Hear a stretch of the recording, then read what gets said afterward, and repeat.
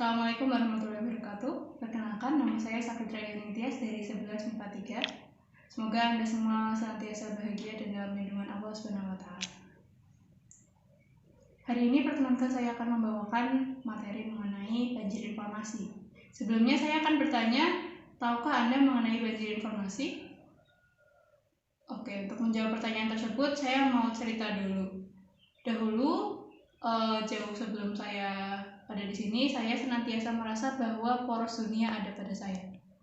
Bahwa semua yang terjadi di dunia ada kaitannya dengan kejadian pada diri saya. Walaupun saya tahu itu hanya narsistik anak muda semata ya, tapi pada kenyataannya hal ini juga terjadi pada kejadian yang akan saya ceritakan hari ini. Pada 2019 lalu, saya sedang sibuk-sibuknya belajar mengenai virus dan pandemi. Ketika yang seharusnya saya belum mempelajari soal itu, saya hanya iseng aja belajar dan mendapat bimbingan dari suatu bimbingan online mengenai hal tersebut. Lalu ketika saya sedang tinggi-tingginya antusiasme mengenai hal tersebut, saya mulai mempelajari hal-hal lain yang berkaitan dengan hal tersebut. Contohnya seperti wabah yang meluas pada tahun abad-abad lalu, seperti Black Death yang itu wabah pes kalau tidak salah di Eropa sana. Lalu ini yang mengerikan. Tidak berbilang bulan setelahnya, ada kabar bahwa terjadi sebuah wabah besar di Cina sana, yang dipanggilkan bahwa virus yang menjadi wabah ini adalah virus baru, virus varian baru. Saya yang kebetulan saat itu memiliki pengetahuan soal virus secara minimum dan pengetahuan mengenai pandemi, mulai memikirkan efek domino dari wabah tersebut. Dan sialnya, khayalan saya menjadi kenyataan. Pandemi dideklarasikan oleh WHO, meledak, dan sampai sekarang masih berlangsung. Orang-orang yang awam mengenai virus, pandemi, dan pengetahuan-pengetahuan sains lainnya, seperti saya misalnya, akan merasa bahwa fenomena ini, kejadian ini, seperti kita dimasukkan ke dalam dunia-dunia yang dituliskan oleh para penulis-penulis hebat dengan imajinasi-imajinasi liar mereka. Namun sayangnya tidak begitu. Kita ditampar oleh kenyataan bahwasannya ada banyak angka yang terus melejit, dan angka ini adalah nyawa. Per hari ini ada 132.000 nyawa yang melayang di Indonesia, yang angka ini tidak sebanding dengan seberapa banyak orang yang meninggal dalam catatan WHO. Di WHO ada sekitar 4,51 juta jiwa. Dan ini bukan sekedar angka. Angka ini melambangkan nyawa, kekasih-kekasih, teman-teman yang berharga, keluarga yang disayang. Kehilangan mereka ini bukan bercanda. Di masa-masa itulah, di masa-masa di mana semua orang mulai tertampar oleh kenyataan, orang-orang ini mulai sibuk mencari cara untuk bertahan hidup. Berbagai informasi tersebar di mana-mana. Siaran radio, siaran berita, para konten kreator dengan akun YouTube-nya.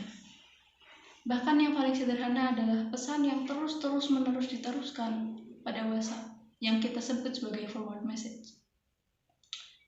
Informasi tersebar di mana-mana yang membuat kita semakin tidak tahu yang mana yang benar, yang mana yang bohongan.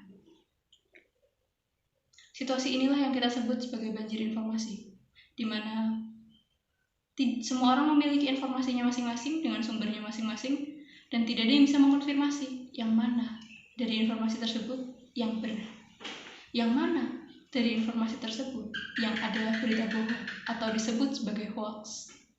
Lantas apa berbahayanya situasi ini?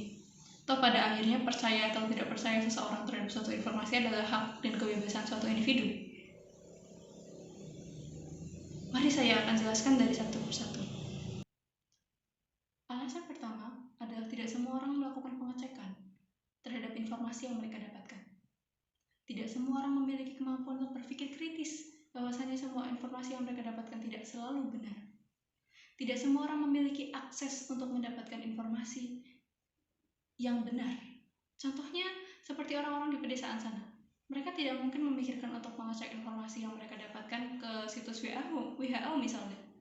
Tidak terpikirkan untuk mereka. Yang mereka pikirkan hanya bagaimana caranya makan, bagaimana caranya mencangkul padi, dan sebagainya. Tidak semua orang dalam satu golongan keilmuan yang sama. Contohnya, data anak-anak yang bersekolah saja di setiap daerah tidak sama. Seperti mayoritas anak yang bisa masuk SMA, mayoritas anak yang akhirnya mendapatkan angka kuliah, pada akhirnya setiap daerah memiliki statistiknya masing-masing. Dan ini berbahaya. Karena pada akhirnya perbedaan keilmuan, akses informasi, ini dapat membuat mereka tidak bisa membedakan mana fakta dan hoax. Bisa jadi yang mereka percaya, yang mereka lakukan, yang mereka anut setiap hari adalah hoax.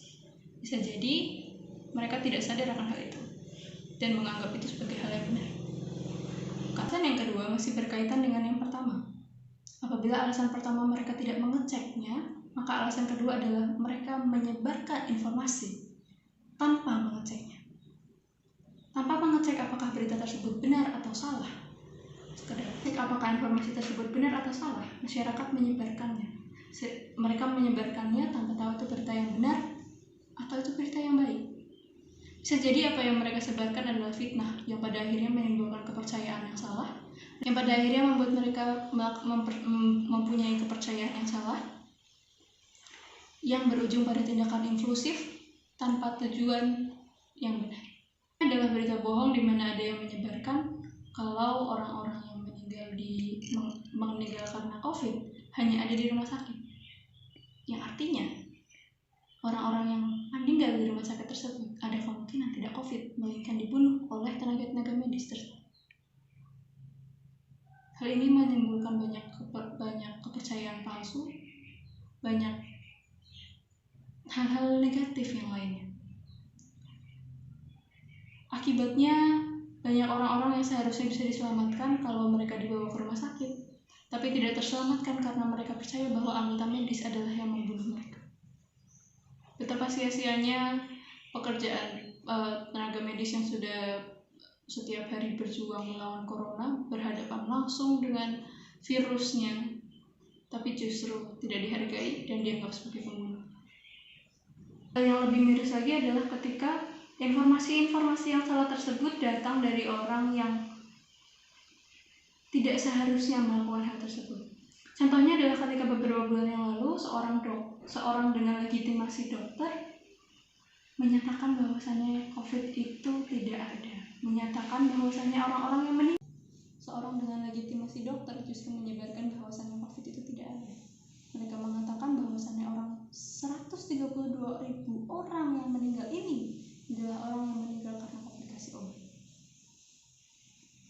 Hal ini tidak bisa dibuktikan oleh keilmuan manapun, tapi banyak orang yang mempercayainya dengan dalih bahwa dia adalah dokter, tidak mungkin dia mengatakan hal yang bohong. Dan saya tidak bisa menyanggah apapun, karena memang benar, seharusnya seorang dokter tidak menyebarkan berita bohong. Sangat miris dan memprihatinkan, perkara informasi adalah pedang untuk saat ini. Abad 21 mengatakan bahwasannya emas yang sejati adalah informasi. Pedang yang sejati adalah informasi. Kita dapat melakukan perang yang besar sekali hanya dengan kita memiliki informasi yang cukup akurat. Kita dapat memenangkan banyak peperangan dengan informasi.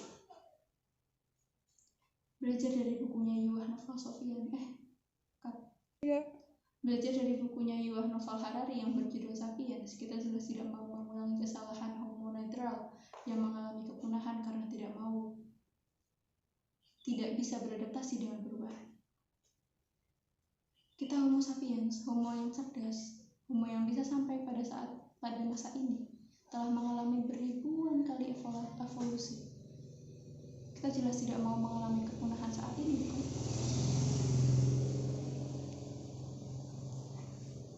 Pesan saya kepada Anda semua, 2, 1. Pesan saya kepada Anda semua adalah untuk tidak kaku pada perubahan, adalah untuk senantiasa melakukan pengecekan ulang. 1. Adalah untuk berpikir kritis dan lebih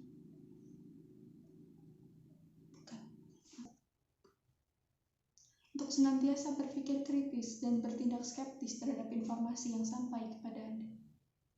Dengan begitu, Anda akan mengalami hidup yang lebih baik dan akan memenangkan semua pertarungan. Terima kasih, demikian yang dapat saya sampaikan. Safitri Ainun Tias undur diri.